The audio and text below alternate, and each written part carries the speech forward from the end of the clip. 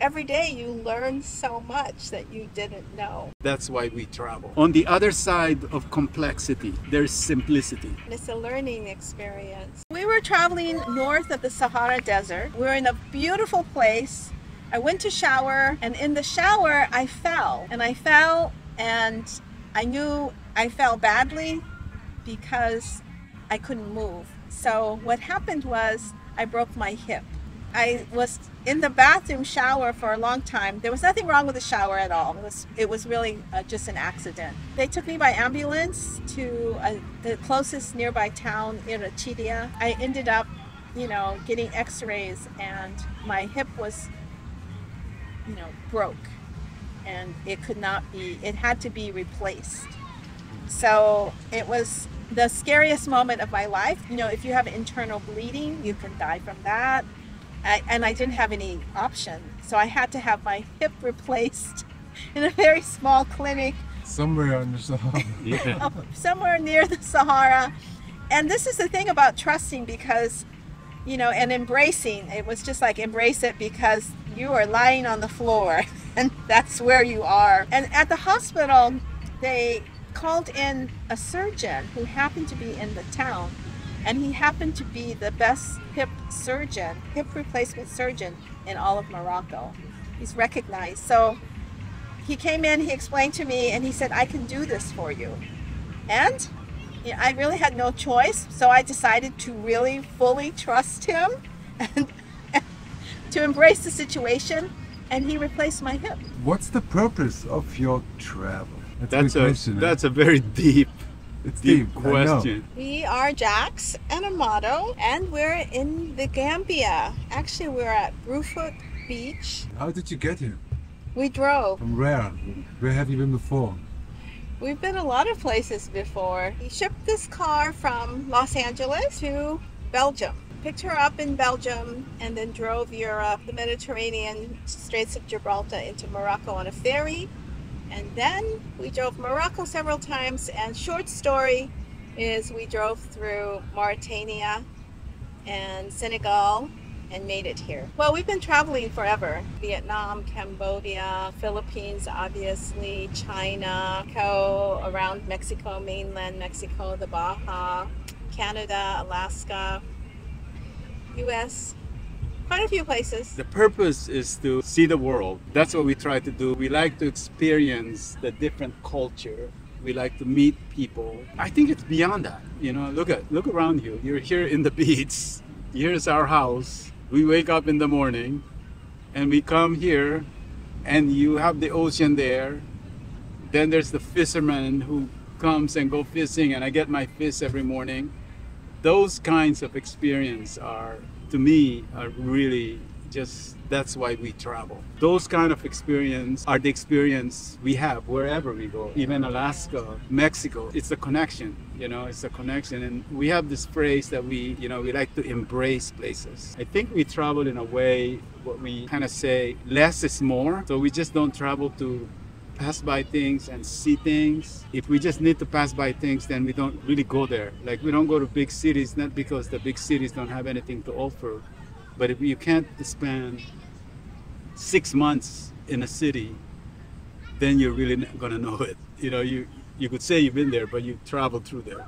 So anyway, that's it's a very good question, and it will take me a while if I was gonna answer that thoroughly. Like, just before you got here, you met that artists. Those are the kind of people we kind of seek. This person, the reason I got interested in him is because there's a lot of people here that makes jewelry. This person goes up in the mountain and actually look for those seeds, and from that seed he creates something. Yes. The more we see, the less we know. All over the world, growing our global community. We really love it. It's hard to describe this. You travel. How would you describe this? And it's got its many challenges. It comes with the challenges. Keep up the maintenance of my rig because it's my home. It's part of it. You do all those things, but look what you get. The world is very super interesting, I think, in my opinion. The humanity, the complexity of the politics of a country, no matter how complex that is, that you hear on the news, that you might fear it. When you go to that country and you meet people, it's a different experience. Always different. It's a totally different experience. You know, when we were traveling Mexico, they said, oh, don't go there, it's dangerous. They put out this rope in front of you and they will ask for money. And yes, they did. But you know what we found out? It had a purpose. They're basically putting out this rope because you're traveling through their land and they're collecting toll. To me, it's like, and they explain this to you and then it makes sense. This doesn't mean that there are not, you know, bad people in the world. Let me just be clear about that. We have not had any experience with that. We've never been robbed. Not one bad experience. Well, not being robbed, being mugged, being broken in. We haven't had those kind of experience. But still, I will say, it's humanity. You have that other side. We're just grateful that we haven't had those kind of experience. And the other side of our travel is we're growing our community, a global community for ourselves. And the way we're doing that is through music and culture, because we want to grow the community, because that's what our interests are. Mostly we focus on indigenous peoples who we would never have met. And these are traditional people who are fascinating, have beautiful stories to tell, beautiful music that we, were able to share with them, an incredible journey. Where we come from, we don't have access to these people. And a lot of them don't have access to the internet. So by traveling on our four wheels, we can meet them and understand and learn about their lives, learn about their music, learn about their culture. When we travel, I guess because I play music, we just kind of gravitate to it. I would always record this music. What we discover as we travel, there are instruments and culture and music and culture that even some of our friends have not even heard some of this instrument. And we used to record this stuff. We bring it home and then our friends listen to it. And then at some point, we just decided, because the problem with it was like we can't share it we can't make an album out of it. Because if we start making an album and selling it, there's the tax issue. You know what I mean? Taxes. It's just not that easy. It's not like you just record it and sure, we can share it with friends, but if we want to share it broader than that, we have to formally start some kind of a corporation. So we have an independent record company called Nula Cruising. And we basically record, our target artists are people that are very good. We make an album out of it. As you witnessed here the other day, we're recording a band right now, which I think is going to be fabulous. Dan Kula band. They really have no access to those things. They can't afford a studio, rent a studio, or any of those things. At least what would happen if we can get that out there, it gives them that platform. And we do some social media advertisement and all that stuff. Now, whether it succeeds or not, that's a whole another issue. You basically travel around the world and you look for good local artists and you give them a platform. Right. And you make music with them, you record it, and then you publish it, and it's how you discover new kinds of music and new artists and new worlds. Right? Yeah. And we try to, and sometimes we don't look for them, they find us. That's how we do it. If it's one artist, we like to record in our band because it creates a whole different atmosphere. If there's a microphone, we record it inside. But if the person is playing instrument, we record right out here because it's plugged in. And you create this different track. You don't have to be in a studio. This is the other thing that we try to do. I'm glad that you asked that question because part of the way that we're doing this is also the connection. It really deepens our travel. So one of the albums that we recorded in Essaouira, Morocco is Baba Diabate. And we record that in his house with the wife preparing dinner for us, the tea and all of that. It's all part of the experience. Music, if it's recorded in its environment, in my opinion, it has the different vibes. Like if you went to a studio, I'm not opposed to going to a studio. We've never recorded in a studio. In a way, I try to avoid it, that's all fixed and all of that, and you bring the artist there. I'm not against studio recording. I just want to be clear. I just don't think it has that vibe. When we were recording these guys here, I think you felt it. They're here, they're dancing, we're recording, they're all listening to the music. they're making a suggestion. It's all happening right here. It's the music, it's the connection, it deepens our travel. Tomorrow we just got invited. Tomorrow we're going into a village where there's a program. I know it's a cultural program. There'll be Mandingo drumming there because they insist that we come to that. It's going to be fabulous. We're going to be in a village, and that comes from the people that we meet. Our first long distance travel was on an Indian motorcycle. Traveled all the way to Canada, around the Dakotas in the US, and that was fabulous. We had a little pup tent just for 2 people. Barely 2 people. And then gradually we began traveling, with the 4 wheels, and we got this in 2007. It was rusty. It didn't have a back. The back was a canvas. We were stopped by the police, and the police said, "Is this roadworthy? Is it capable of traveling on the highway?" We said it is. Look, we're driving it. It's roadworthy. It's registered. It's registered. 2007 till now is a very big difference. And Amado bought a welding machine and learned to weld on YouTube. This vehicle originally came from Australia. She was a cave hunting vehicle. Now she's a worldwide explorer. What do you like most? Like the old times with the motorcycle and the little tent, or the present day with a 4-wheel drive truck? I think I have to say today. I enjoyed the motorcycle, but when you're on the motorcycle, it's more to go. It's like part of the motorcycle experience is the road itself. And this is more the experience of staying. You have your own bed. You can take care of yourself. I like it. To a point. To a point, yes. It was a dual cab. 2 doors, dual cab. And it's the same function, basically. It has the 2 driver-passenger seats. The structure we built this is the bed. Upstairs is a bed. It has 2nd floor. And then the back is the kitchen, bathroom, table, all the storage. Oh, we can...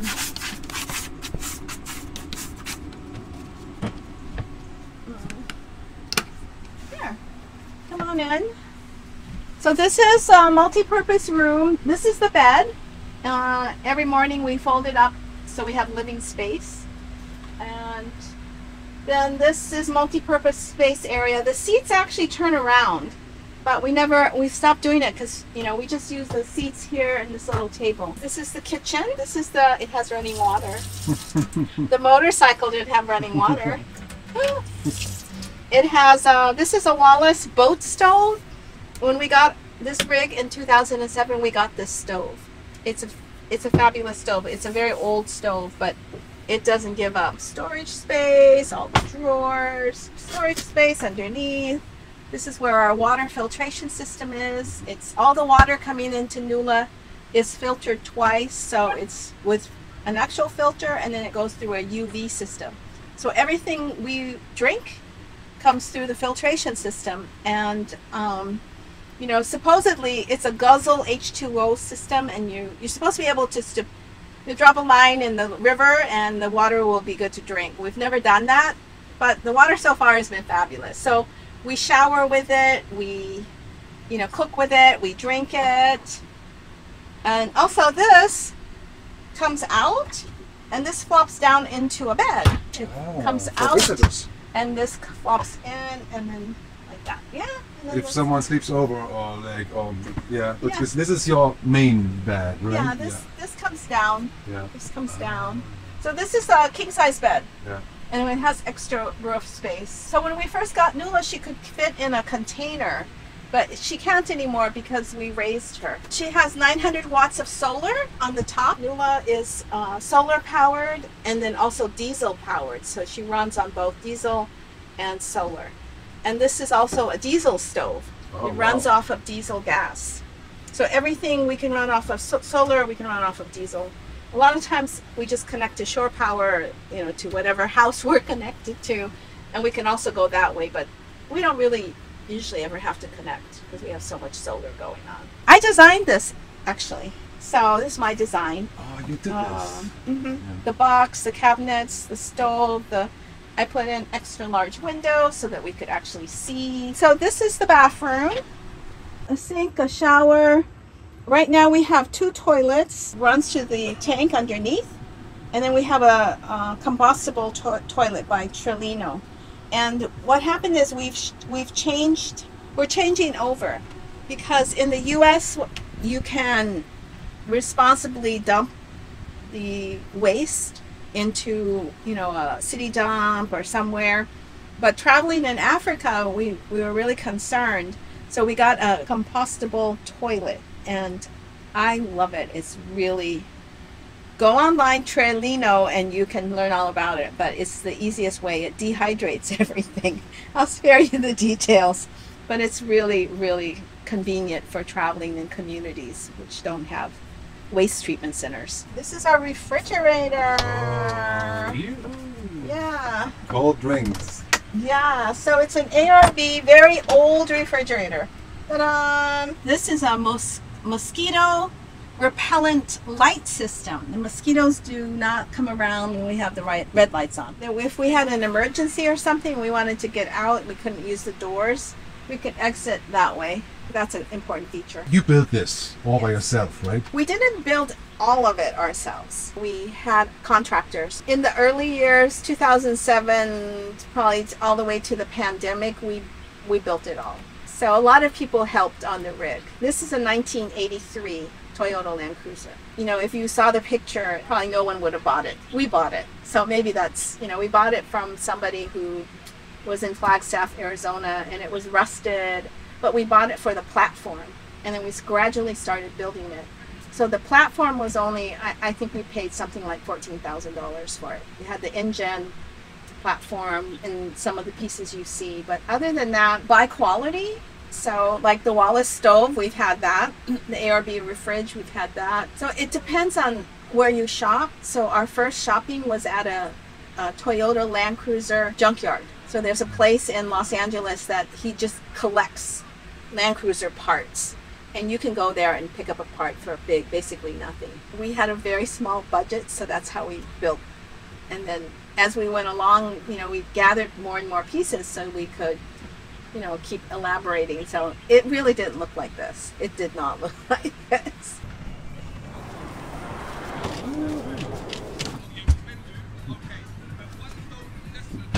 Induction stove. Just put them up here. Yeah, sometimes it's just too hot to cook inside, right? Yeah, So- we like cooking outside. I like cooking outside.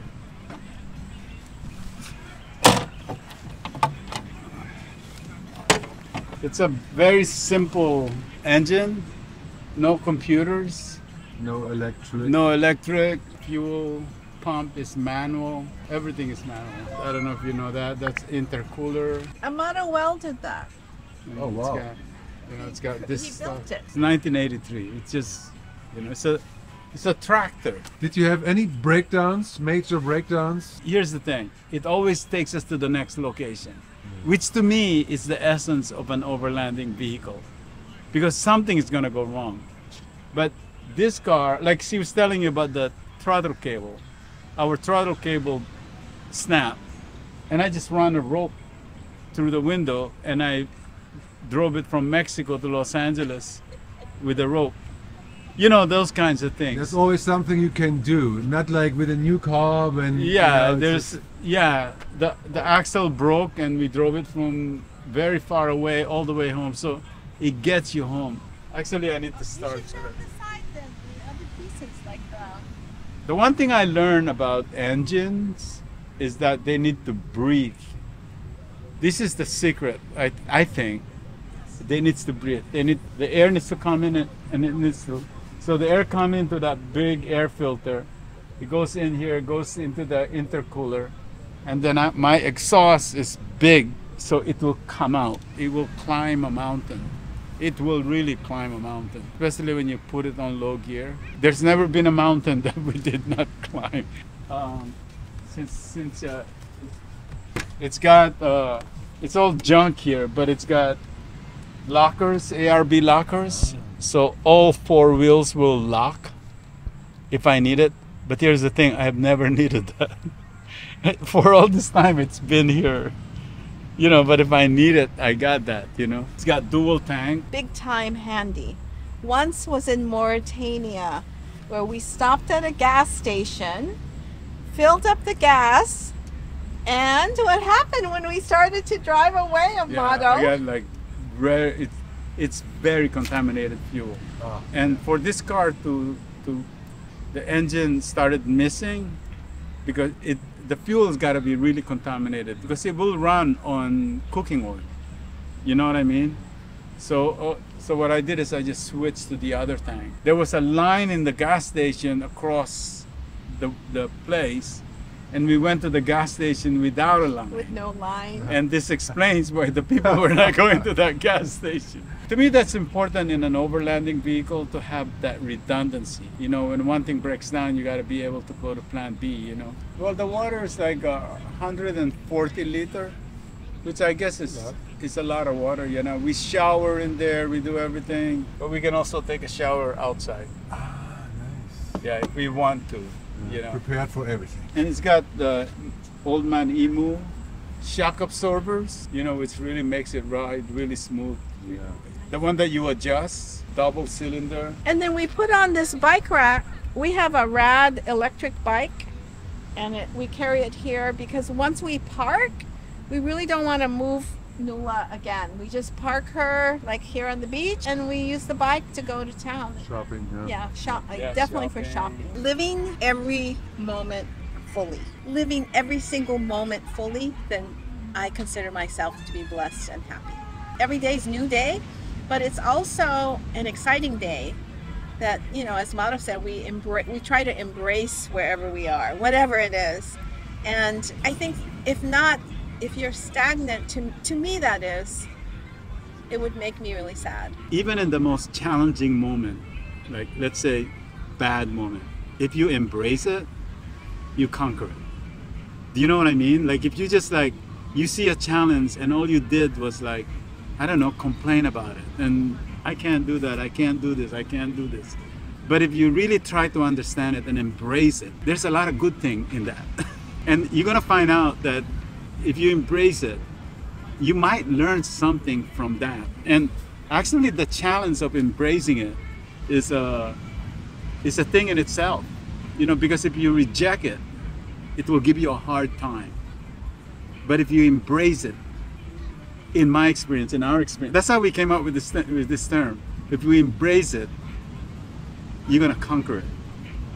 You know what I mean? Like on the other side of complexity, there's simplicity. You go to this complex moment, like trying to go to Nigeria, trying to get a visa. When you conquer that and you get that visa, then there's the simplicity. Then you're just going there. It's just an example. To me, that's the way I kind of see life. Move into the world, move into the global community. See the world, understand it, live it as much as you can. Because it is not the world you understand when you're at home. Meet and get to know people that are different than you, intentionally. Like, you need to go outside of that terrarium that you live on. Comfort zone. The comfort zone. Go and meet people, seek out people that are different. You'll be surprised. Our social media is one: Facebook, YouTube, Instagram. And all of the music is on the YouTube, iTunes, Spotify, Apple Music. It would be wonderful to grow the global community if people could go on Nula Cruising at Nula Cruising Music and support these artists. Part of why I love doing the project is because people who are local people, indigenous people, who have fabulous music, unknown instruments to most of the world, can actually share that. So it's affirming, even if it's only, 1,000 streams, they know somebody's listening to them in another continent, another place in the world, and that's pretty cool.